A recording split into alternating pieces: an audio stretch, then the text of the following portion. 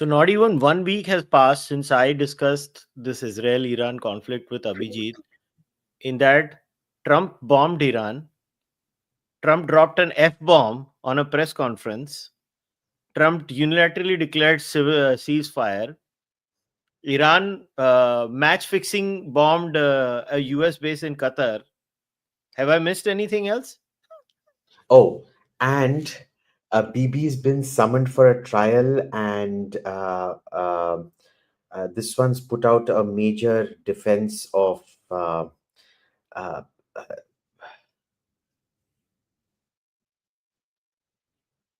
दिख नहीं रहा है रे. Let me read it out for you. Breaking news. I was shocked to hear that the state of Israel, which has just had one of its greatest moments in history and is strongly led by Bibi Netanyahu, is continuing its ridiculous witch hunt against their great wartime Prime Minister Bibi. Wartime Prime Minister. Bibi and I just went through hell together fighting a very tough and brilliant long-time enemy of Israel, Iran. And Bibi could not have been better, sharper, or stronger in his love for the incredible Holy Land. Anybody else would have suffered losses, embarrassment, and chaos. Bibi Netanyahu was a warrior like perhaps no other warrior in the history of Israel. And the result was something that nobody thought was possible: a complete elimination of potentially one of the biggest and most powerful nuclear weapons anywhere in the world. And it was going to happen soon. We were fighting literally for something to happen soon. We were fighting literally for the survival of Israel, and there is nobody in Israel's history that fought harder or more competently than Bibi Netanyahu. Despite all of this, I just learned that Bibi had been summoned to court on Monday for the continuation of his long running. In brackets, he has been going through this horror show since May 2020. Unheard of. This is the first time a sitting Israeli prime minister has ever been on trial. Politically motivated case concerning cigars, a Bugs Bunny doll. I don't want to know what the Bugs Bunny doll was for, and numerous other unfair charges Craft. in order to do him great harm. Such a witch hunt for a man who has given so much. It's a long rant. He's interfering in the legal processes of Israel now. Who, Trump? Mm. So basically, this is what? What do you think? What is the intention of Trump? Like, why is he doing all of this? Because Bibi is a very pro. Look, Bibi knows how to play America. Bibi knows how to play Trump. Uh, Look, Bibi is a brilliant guy, right? Whether you like him or not, he is genuinely brilliant. He's the longest serving prime minister of Israel. From his first term to his current term, he has doubled the per capita GDP of Israel. So, I mean, is has he done crooked things? Yes. So What was that documentary मैं तेरे घर पे देखी थी? तूने मेरे को बोला था. that documentary, if you remember, that was a complete left-wing documentary. They just decide to go after him for whatever. Uh, is there proof? No. It's that Sarah Netanyahu got pink champagne from this American Adelson family, I think. Mm-hmm. Pink champagne and some jewelry, which she kept. She's not allowed to keep it, Sarah. She's meant to give it to that is the rule, of course. But a full-blown criminal trial for it. It's also that there is some kind of, uh, I think this family owned Yediot Arnot, and there was this deal that we will let you expand your cellular business in return for political coverage. But there's no proof. So even if you look, they leaked all the interrogation tapes. There's nothing clinching that I saw in that documentary. They're trying to portray it as some kind of a clinching moment. But well, I mean, you saw the documentary. What was clinching in there? I just Nothing. found it to be a lot of innuendo and hearsay. And, Basically. it's like, I have heard this has happened. I have heard that has happened. And now I'm force fitting all those patterns in it and trying to create. Could there be like something? Yes. But I think It is one thing to say there is something wrong, and it the another thing to go to a court of law and actually prove it with evidentiary standards. Those are two Exactly. separate things. Exactly. Now, And notice now, see, can you even be guaranteed that the police will be neutral in this after they've gone and released all the leaked all the videos of the interrogation of Sarah Netanyahu and Bibi Netanyahu? hmm. All right, now let's get into this. Do you think the U.S. bombing of Iranian nuclear bases? I recall three that they have bombed using Mm, that B-2 bomber. It was quite a nice image. B-2 surrounded by 4 or 5 F-35s, escorting them. yes. Very good imagery. Perfect for Trump. Like Trump, it's made for Trump. Like Yeah. perfect. So, do you think, because see, I have not been able to access anything in the open source availability data of any kind of satellite images जो हमारे Twitter के regular handle There's है वो तो lots. बता नहीं पा रहे. There's lots. Detresfa put up heaps. Okay, I have not checked it. So, but Now, are the strikes successful? What have they achieved? That is point number one. so first let's measure what the levels of success are. See, success is a spectrum. Okay, you start from here, and it goes. If you entombed the site, that itself. So imagine my shoulder is success. If you entombed the site, you're already about here. If you destroyed the site, you're about here. Okay. Now let's assume the NYT and CNN story are right and the site has been entombed. You're already here. It is already a success. Because what now happens is you will see excavation activity. They can't access the site, you see, which in itself is a victory, number one. Second, if they try to access the site, you bomb any team that tries to access it.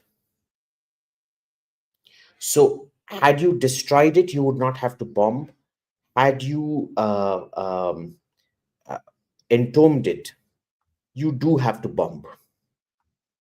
But it is still a success. You've stopped the program for a while at least. Okay. The real now they've hit Natanz Fordau and uh, what's the third one? I forgot the name. Yeah, Isfahan. Iranian. Isfahan. Isfahan. Now, in Fordau, a lot of the satellite imagery we've seen has a slight in the dust. Now, when you hit something, it some gets vaporized, some gets powdered and comes out and things like that.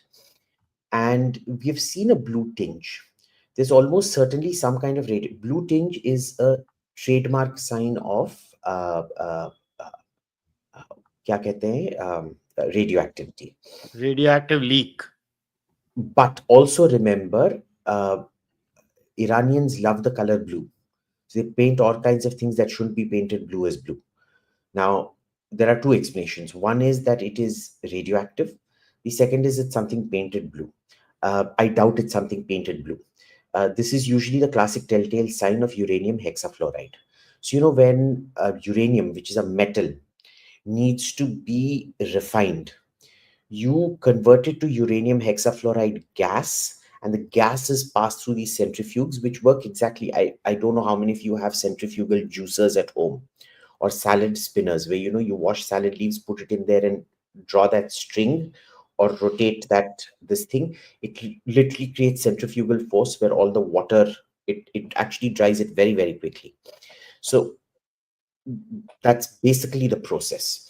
Now, that would seem to indicate that there has been significant underground damage in Fordau. Okay. But the main area, which is, see, Natanz is a plateau, and then there's a mountain. It's called Kuhe Kolang. Uh, Kolang means pickaxe, and Ku is mountain. So Kuhe Kolang, pickaxe mountain. Uh, the Iranians had dug almost 1,000 feet into Kuhe Kolang. Kuhe Kolang has not been hit at all. That is where the 60% enriched uranium is stored. It has not even been, even the entrances to Kuhe Kolang have not been damaged. So, it is almost certain there is going to be a round two, possibly even a round three, because the story isn't over yet. Oh, so you're anticipating Americans to strike them again? Yeah.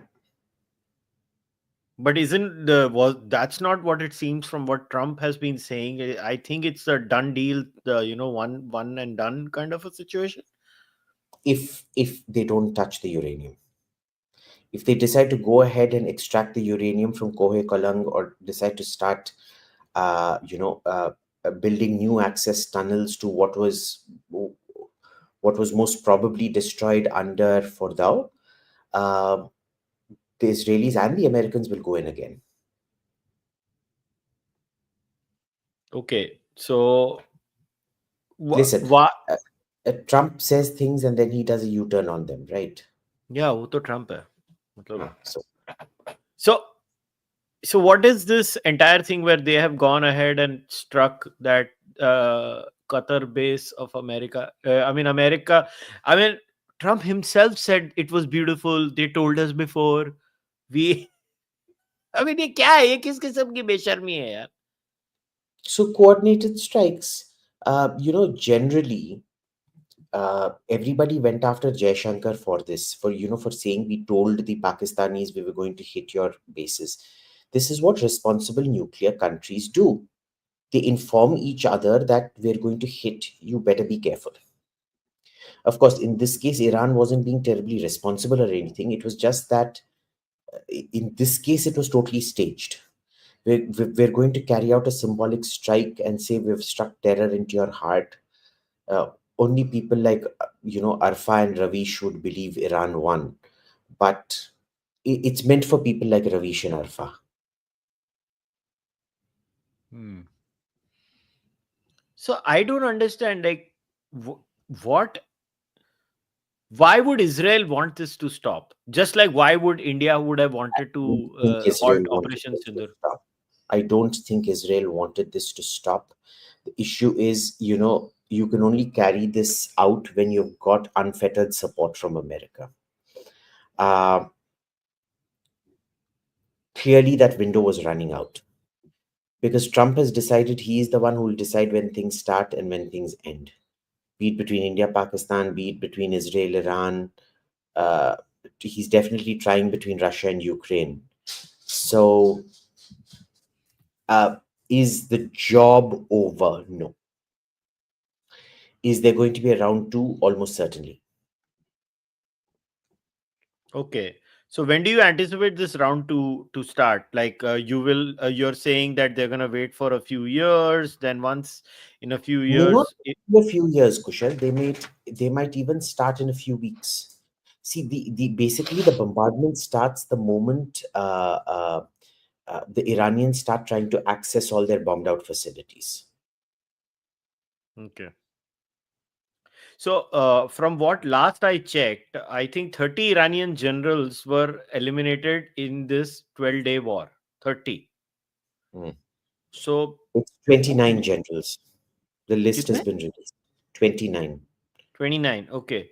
So what the hell did Iran gain in this entire process? An excuse to finally go nuclear, an excuse to kick out the IAEA. But Trump will not let that happen. Trump may not have much of a say. If their intelligence is any good, I don't think their intelligence is very good. Uh, uh, they might be able to conceal preparations for a bomb from Bibi and Trump. I don't think they can. I think they are completely compromised and infiltrated, but they very well might. What do you do in that case?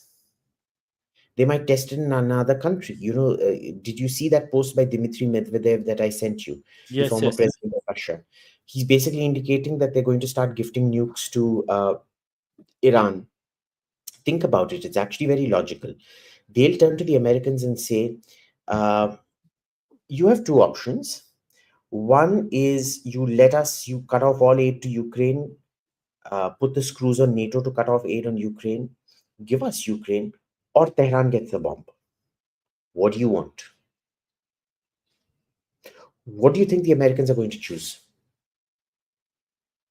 a Hmm. drain on resources with a possibility, very narrow possibility of success a few years into the future?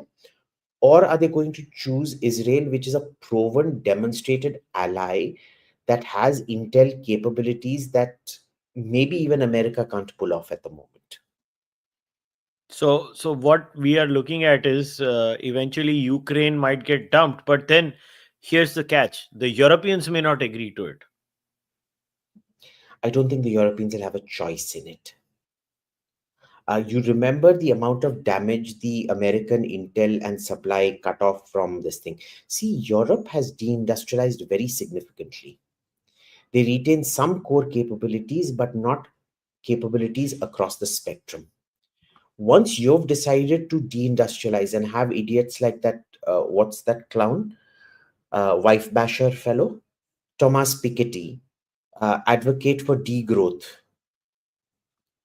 uh, which is essentially economic stagnation and recession. Uh, what do you think happens? You know, reindustrializing is very tough. And understand, it has been broad spectrum deindustrialization. You understand? For a defense industry is like a tree. It depends on a whole civil ecosystem, which are the roots for the stump to stay up or the trunk to stay up. Um, Not happening. Europe's ability to sustain, especially with the kind of budget deficits and things they're running, what do you think? How do you think an election in Europe is going to go when you give the average European the compulsory military service, uh, the choice of supporting Ukraine or spending more or cutting social security? What do you think the average European is going to vote for? I mean, I don't know Europe that much. If they are rational, they would say dump Ukraine and cut social spending both, but they would dump Ukraine and maintain their social spending because that helps them more. But if it was Canada, I can guarantee you they will increase social spending and help Ukraine and run themselves bankrupt. Yeah, well, that's always an option, but we shall see. They've agreed to, you saw how warm Mark Rutte was to Trump at the NATO summit. Daddy. Daddy, spank me, daddy. यार क्या हो रहा है? And they've agreed to a $1 trillion increase across NATO. They've agreed to a $1 trillion increase in their collective defense budget, most of which, as usual, is being funded by Germany. But there's only so much Germany can sustain. Uh, Germany uh, today, you look at any big European state. We've discussed this before. It's poorer than most American states in terms of GDP. Now, we can have this conversation. Oh, that's not really a measure. GDP measures flow, it doesn't measure wealth, it doesn't measure, the infrastructure you have. Sure. American infrastructure very frequently seems, civic infrastructure at least, seems quite third world compared to Europe. It doesn't really matter. The fact remains that the GDP seems to indicate that America is far ahead in terms of wealth than Europe and even Germany. Hmm. Germany would come in the bottom 10 American states, probably in the bottom 5 of American states. Hmm. Okay, one more thing on this entire Iran issue. I'm glad you brought this Russia angle that Russia might try to play this game, but then why didn't Russia help them now? They didn't help them now. They said we're because we have Russian or speaking people in Israel. We're not going to do so. They also have a relationship with Israel, right? Why can't Israel manage the Russian angle? I mean, They Putin have was there. no, no, no. They have a very good relationship with Bibi. Bibi has largely prevented Israel from getting entangled in Ukraine. The damage was done by Naftali Bennett when he was prime minister, Naftali Bennett and the other guy who were prime minister, because they couldn't resist American pressure to supply Ukraine. They had to supply Ukraine. And that got Putin very, very upset. But notice Israel does not supply Ukraine. There's a lot of anger at what Russia has done to Ukraine because remember, most ex Soviet Israelis, and a huge number, maybe 25-30% of the population are ex Soviet, they are Soviets. They don't understand the concept of a Russia Ukraine enmity. For them, Russia is their motherland, Ukraine is also their motherland. So when motherland attacks motherland, there, and people don't realize this, but the Soviet Union was a great melting pot, right? Uh, uh, Khrushchev was a Ukrainian. Uh, Konstantin Chernenko, who was the foreign minister and I think prime minister as well, was Ukrainian. So, these are things that run very deep amongst the ex-Soviet Israeli community. They're furious with Russia. They're not furious with Russia. They hate Zelensky. They don't hate Zelensky. They don't know what to do. So Israel has a domestic political incentive and a security incentive to be close to Russia so that Russia does not help Iran. And that has actually worked out pretty damn. Bibi has managed that relationship extremely well. This is why you will not see Israeli weapons on the battlefield in Ukraine. Uh, in between, when Bibi was out of power for that year and a half, or whatever, they did ruin that relationship a bit. But Bibi has brought it right back on track. He's told, and Putin understands this. Bro, there's only so much I can do to help you. I can't do more because I'm so reliant on America. Putin accepts that. Now, has it crossed a line where Russia starts helping Iran? That will very much depend on if Bibi continues in power or not, because I don't think a new Israeli prime minister would be able to resist that pressure that much and not be so beholden to America. They've got maybe a 3-year honeymoon period as long as Trump is in power, but maybe not much longer. So, what is Trump's play here? Like, I honestly, I don't even understand what is his play. It is so complicated that I think even he doesn't know what he's doing. No, I think he knows what he's doing. Have you read The Art of the Deal so far? मैं नहीं पढ़ता उसकी book. I suffered like Jesus Christ for your sins, so I managed to read it so that you would not have to. Look, it's typical boardroom business stuff.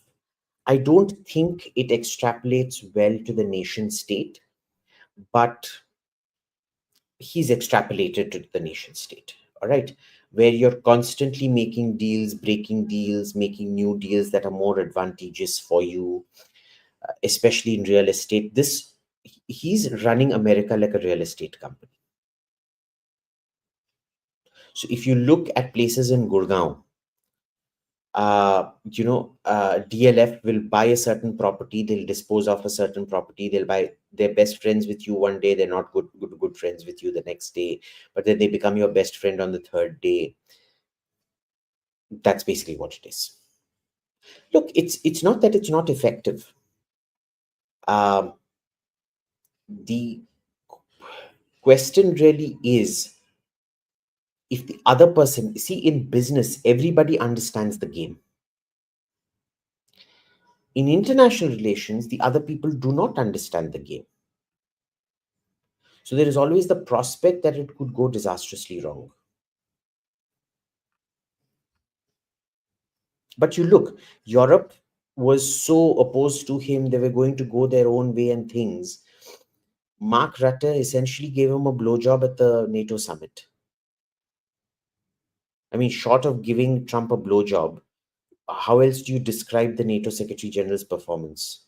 So what does it make of all these nations and their decision to outsource their defense to the United States of America? They have permanently become beholden now. Whether Canada likes it or not, Canada is effectively not really a vassal state, but a lot like a vassal state of America. Look, except France, nobody was taking their defense very seriously, including the UK, unfortunately. They simply weren't taking their defense very seriously.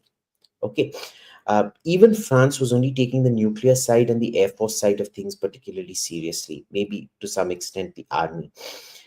Um, Other than that, this was just a subsidy circuit where they had defense companies, they had to sink money into defense. They used to take defense 20, 30, 40 years back, they used to take defense very, very seriously. They stopped taking it seriously while going on poking the bear.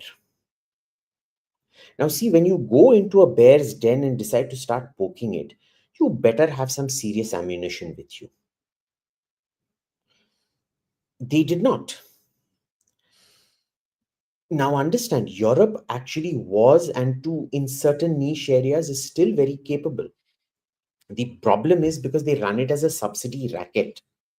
They want to do collaborations where each person who might not have the best equipment still gets contract because they belong to a country that is one of the partners in a deal. Okay, so for example, when the Eurofighter first started up, the French insisted that the French Snecma engine would be used, even though the Rolls-Royce was a better engine. When everybody put their foot down and said no, the French left the program and created the Rafale. And the Eurofighter got the Eurojet engine, which is basically 75% Rolls-Royce and about 25% German improvements to it. Okay, so this is the way European defense works. It is inefficient. Imagine America has only one modern fighter, the F-35, as in latest fighter. Okay, they have the F-22. They've got about four fighters. After the F-35 replaces the F-16, they'll have four fighters in total. The F-22 and F-35, which are stealth, the F-15, which is long range engagement, and the F-18, which is the main naval long range. Okay? They will only have four types of aircraft. And even this was actually, the F-22 was meant to replace the F-15, which it did not. The F-18 was also meant to be replaced, which it could not. Different issues. But technically, it was meant to be a two-fighter fleet. If you look back 10 years, they only had three fighters. The F-18 for the Navy, the F-15 and F-16 for the Air Force. Of course, there was the F-22. But F-22, I'm not going to take it seriously because it is not, it's a maintenance nightmare. It's not particularly operationally relevant. It's really F-15, F-16, and F-18. Those remain. The F-16 has been replaced by the or is being replaced by the F-35. Okay, so essentially three fighters. Europe, same population as America, also has three fighters, but they are not meant for different roles. They all duplicate each other's role. The Saab Gripen, the Eurofighter, and the Rafale. How does this work? They have two attack helicopters. America just has one attack helicopter, the AH-64. The Cobra is there, but that's a much older model. They've got two attack helicopters. Two? Three? No, two. The Tiger and the, what's the Italian one? The Mangusta.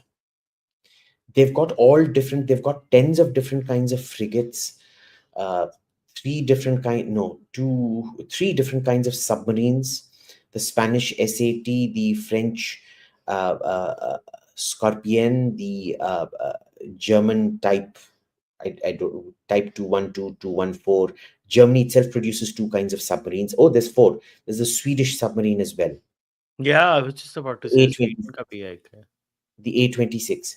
So you understand, European defense is dysfunctional. You need uniformity. This is something India also doesn't get. How many times have we spoken on this podcast that you want to buy bloody 10 different kinds? You should not be buying three types of each ship. You need to standardize. You need to select one modern frigate design and standardize, buy 30, 40 of this exact same kind of ship. I think wo to Europe is not doing that. So yeah. think of it this way: the EU is India without the common defense and foreign policy, India is the EU minus the fiscal discipline, Got it. essentially. So that is all fine, but what I'm not able to figure out in this entire process is that okay, Europe can still afford all these things. They are a major, they are rich country. What makes India have such lofty goals? Like, why do we have such lofty goals? Like, हमारी क्या है? हम कहाँ हैं? Europe कहाँ है? हम how can you experiment in such a major way? But having said that, do you think all these last three wars that we've seen, right? We've had three major wars: Russia, Ukraine, Israel, Iran, India, Pakistan. What evidence do we see of like it is so confusing? India was using a lot of Russian material. Yeah, India had indigenous and American and French and Russian all, but a lot of it, India's defense equipment is Russian. Israel uses American and Israeli, and Russia against Ukraine was against American basically and European.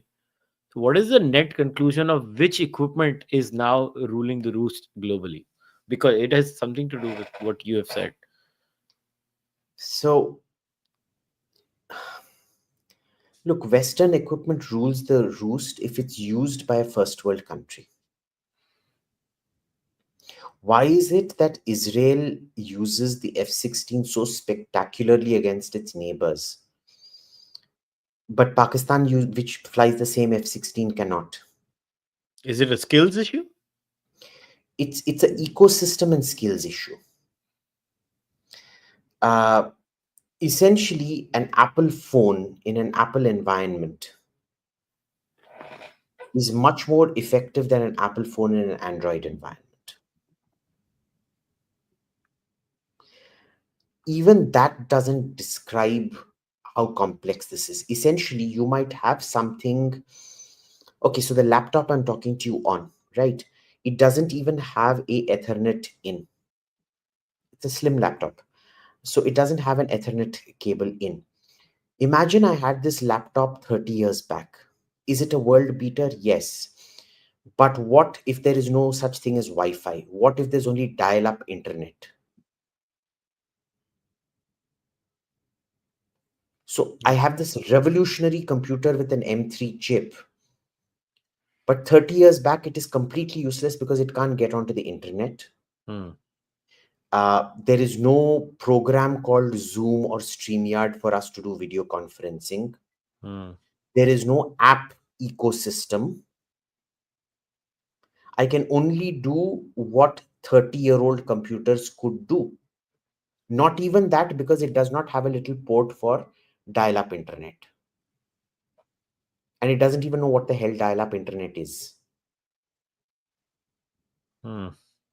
And its interface, the Chrome or Safari or whatever, I use Chrome, is so data and graphics intensive, it the dial-up internet couldn't even feed it the amount of information it needs for one page. What are you going to do? This is the issue that people don't seem to understand. This is why America works very well. The same system in America works very well. The same system in Israel works very well. The same system in Pakistan will not work well, especially when it's linked to bloody Chinese AVACs, Chinese air defenses, and things like that. Right? Android and Apple try to make their products compatible because there is a fine line between full compatibility and zero compatibility. Zero compatibility means you lose a lot of customers, whereas some level of compatibility means everybody's happy, everybody retains customers. In defense, they go out of their way to see to it that one does not talk to the other. Okay. India can do a lot. We could have actually, had the right choices been made, even your Tejas could have been flying with about 150, 200 aircraft right now. The way that program was cocked up Uh, I'm surprised nobody's faced criminal charges for it. It's a classic case of uh, crimes of omission, quite possibly even criminal negligence. What do? You can't pass retrospective laws.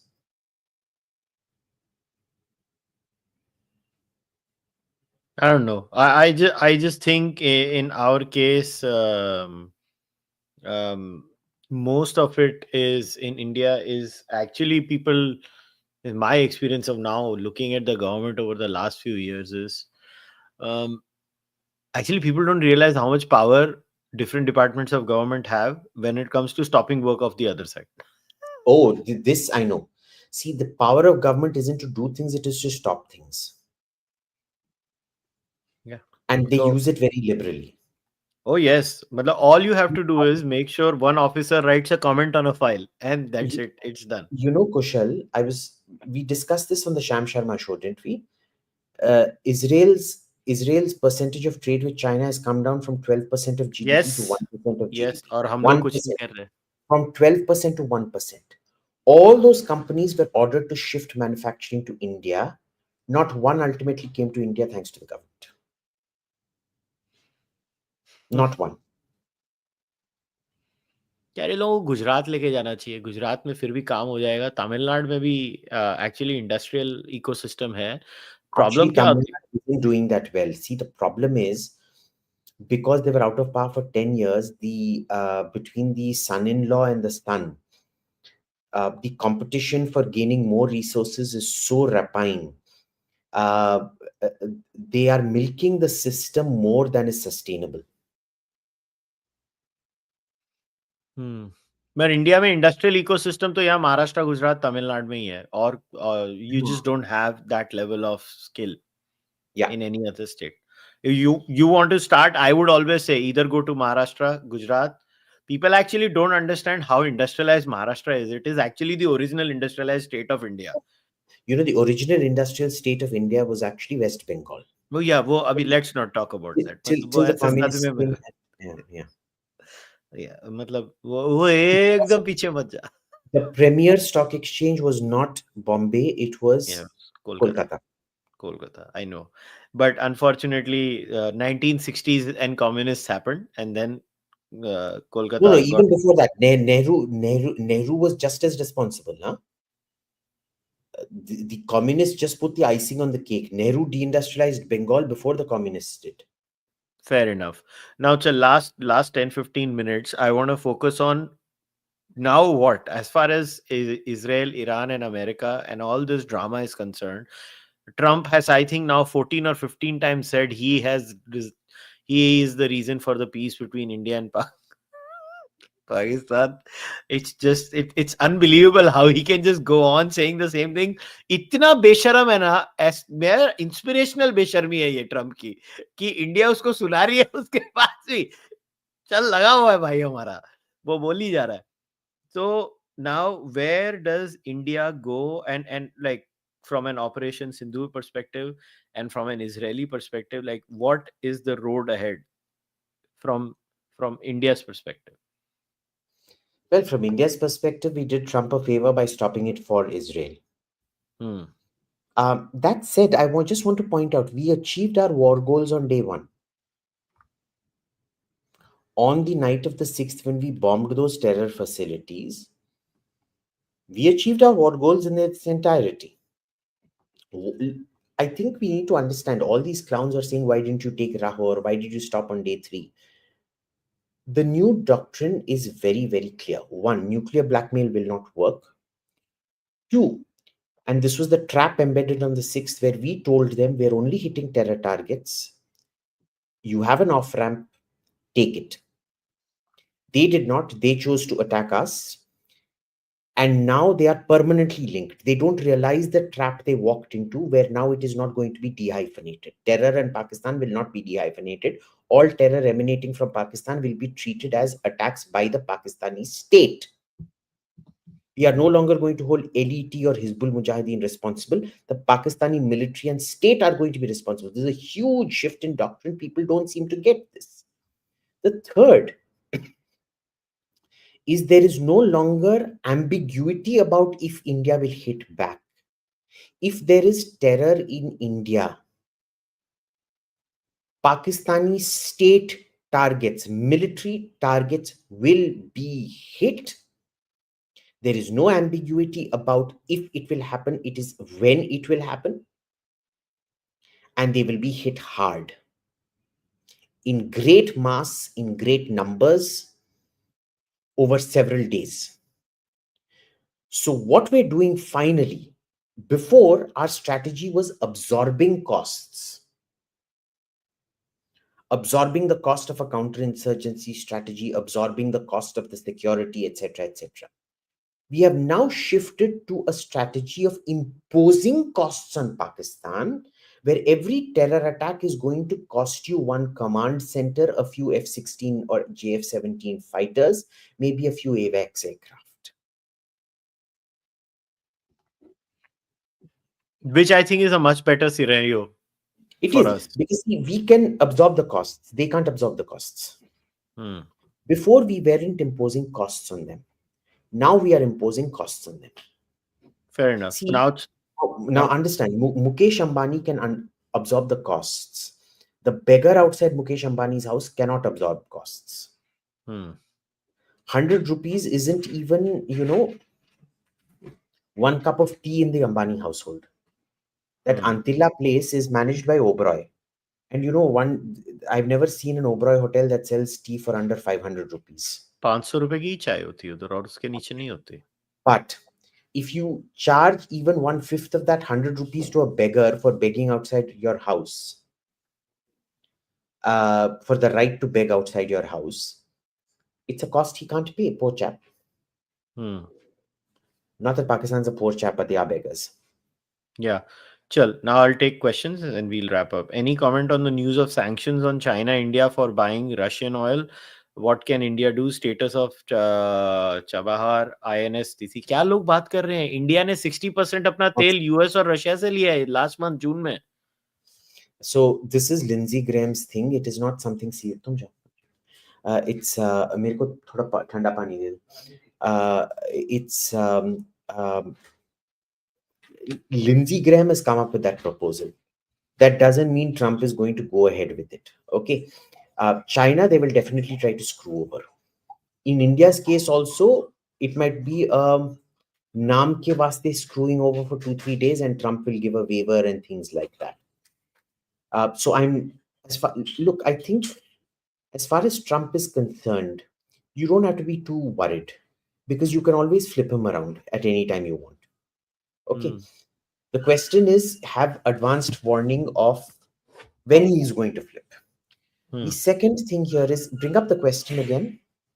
Okay, I'll bring it up again.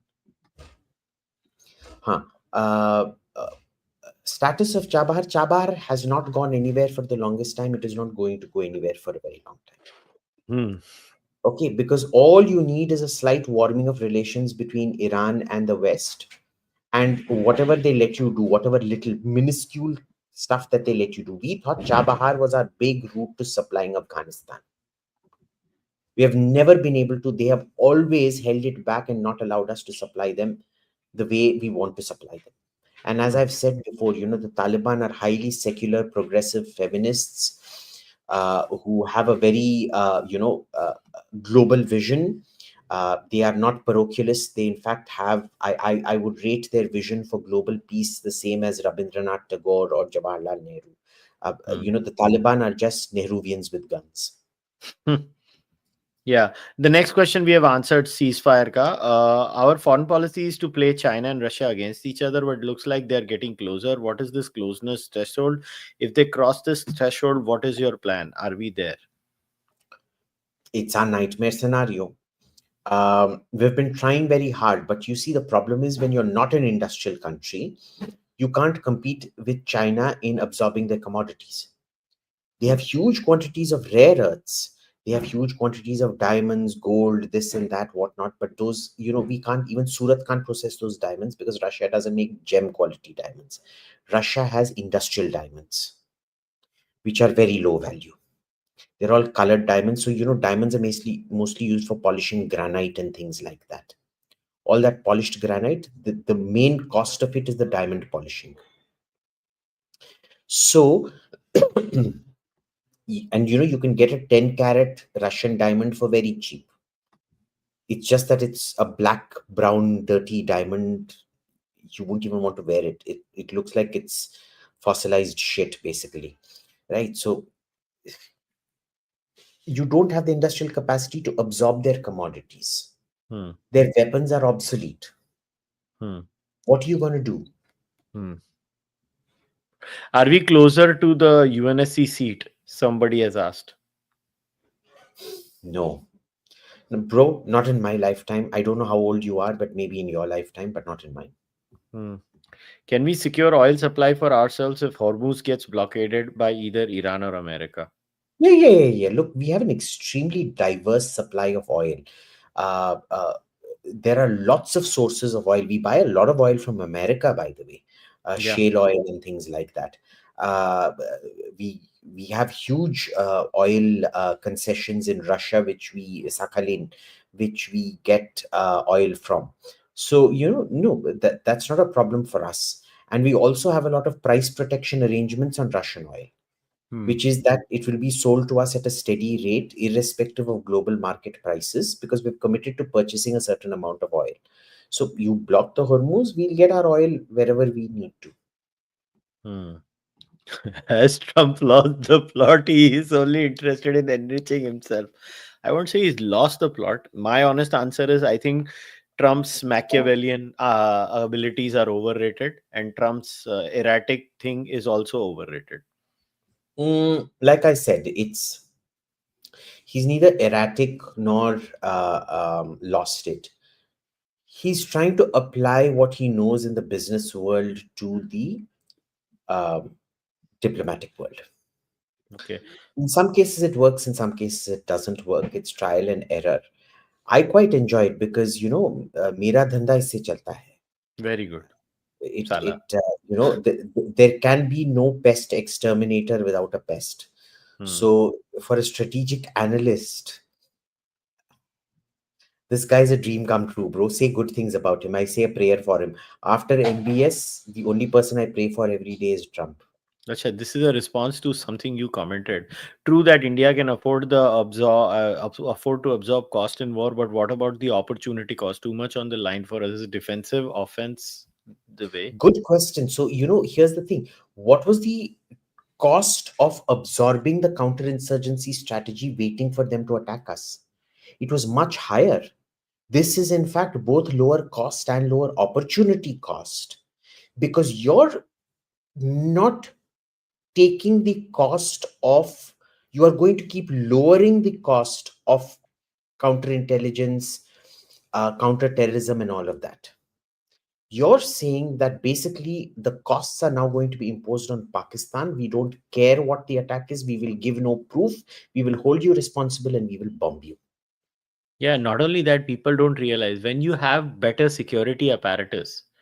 The simple thing is even Kashmiris were like, "साला वे हमारा tourism का धंधा चल रहा है." Hmm. तो Kashmiris भी पलट गए थे उसी की वजह से तो you cannot say the government of India strategy did not work the government of India strategy did work and Did work. Kashmiris are evidence of that like कितने जर्नलिस्ट गए यार कश्मीर में जो बोल रहे हैं कि नहीं वहां पे Now, थोड़ा बदलाव आया है let me just caveat this. We are expecting one big terror attack. And that's because our man Asim Munir he's been humiliated very, very publicly. Hmm. So there will be one big terror attack, almost certainly for him to save his own standing with his. See, he might have fooled the international community, but he hasn't fooled his own core commanders. His core commanders are very upset with him. They're already not happy that they got bypassed when he extended his own career. And now that he's made himself field marshal, he's going to extend his tenure by another 3 to 4 years, which makes more people upset. Plus, they're very upset. They went consulted over Pahalgam. They're very upset. They went consulted over anything. They realized the extent of damage and how close they came to the precipice. Asim Munir is not in a comfortable position right now. Hmm. I won't be surprised if somebody bumps him off. He needs some kind of a face saver, which is a terror attack. And then what is India going to do? The problem is Pakistanis don't think what India will do after that. No, They they're go by the busy. old playbook where they could get people like Kuldeep Nair and Radha Kumar to cry on TV and newspapers and get essentially blackmail Times of India to hold some Aman Ki Tamasha nonsense where they all these mujrawalas from Hira Mandi in Pakistan and all the mujrawalas from Bahadur Shah Zafar Road. Bahadur Shah Zafar Road actually Bahadur Shah Zafar Road meets up with GB Road. There's a reason all the prostitutes work on Bahadur Shah Zafar Road, which is an extension of GB Road. They all meet up and pretend they're reciting high poetry, doing kya shaira and all that shit. Listen, there is no greater verbalized fart than shairas, Mushaira. mushaira. And I went to one of these things, Aman Ki Tamasha events. I'm sitting there and going, what is this shit? It's so self-referential, absolute frauds, sitting and pretending they're doing something worthwhile when all they're doing is sitting and whining, dining on our tax rupees. Oh well, it is what it is. um, Indian Army lags on autonomous stuff and AI. Why is that the China threat? This is the last question, and we'll wrap up. Um, Indian military lags in everything except it turns out air defense, which was such a chupa Rustam. We knew these capabilities existed in India. I've been advocating for this drone system, Zentech and Greener, for such a long time. They didn't even tell me, they had supplied all this stuff. I'd be saying, yaar. So Abhilasha is the one who runs Zentech at Luri. I called her, yaar, Abhilasha, I've been advocating for you, whatever. Okay, Abhijit, thank you, so sweet, this and that. And then I called her up and like, listen, you horrible little creature, you never even told me you sold this. Yaar, we couldn't tell you, yaar, it was all done in secret, yaar. Okay, fine. So Greener and Zentech, who supplied this whole counter drone system, is a very significant, it's not just a it is both a price point innovation and a technological innovation. Now, maybe they're doing such chupa Rustam things quietly under the radar, but it's not something I see happen. Fair enough. Chalo, we'll wrap it up. Before we wrap it up, any last comments that you want to make? No, I just want to thank our viewers for acknowledging how vocally and openly I have supported Iran and my support for Ayatollah Khomeini and the ideals of Ayatollah Khamenei as well. And as a great supporter of Iran, I just want to thank all our viewers for encouraging my support of Iran and in my strongest condemnation of the Zionist entity and international Jewry. Yeah. So on that very happy note, ladies and gentlemen, go follow Abhijit-Iyer-Mitra on X, and if you are any Canada wala watching this right now, just one last reminder: I will see you all on Sunday. If you have not scanned the QR code, here it is. Scan it. We have our conference. By the way, we have almost reached our full capacity. So last की कुछ seats बाकी हैं, a few, literally a few tiny little. So if you want, register right now in Canada. बाद में मेरे को बोलना नहीं. I'm not lying. I mean, the registrations are full. A lot of people are coming. Daniel's going to be there. Josh Udall from the Elevate podcast is going to be there. Jasmine Lane from Overly Opinionated is going to be there. Clyde from Clyde Do Something. Wyatt Claypool from the National Telegraph. Joe Adam George from MLI and Middle East Institute. Tahir Aslam Gora is going to be there. Meera Nair is going to be there. Meera Nair? अरे वो वाली नीर है, एक ही मीरा नायर है क्या दुनिया में साले? और पहली हाँ. बात, वो नायर नहीं है, वो नैयर है. ये हाँ, नायर है। पंजाबी, हाँ। हाँ, वो पंजाबी है, नैयर है, वो नैयर है। मेरे को मालूम था तेरा ये रिएक्शन आएगा। Beware the Nayyar passing off as a Nair. Yeah, beware the Nayyar passing off as a Nair. Chalo, anyways, ladies and gentlemen, we will see you next time. Until then, take care. Tata.